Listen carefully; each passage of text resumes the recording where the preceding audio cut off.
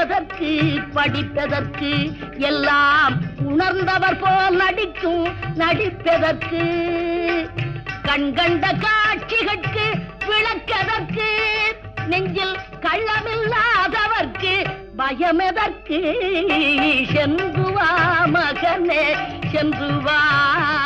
அறிவை வென்று வா மகனே வென்று வா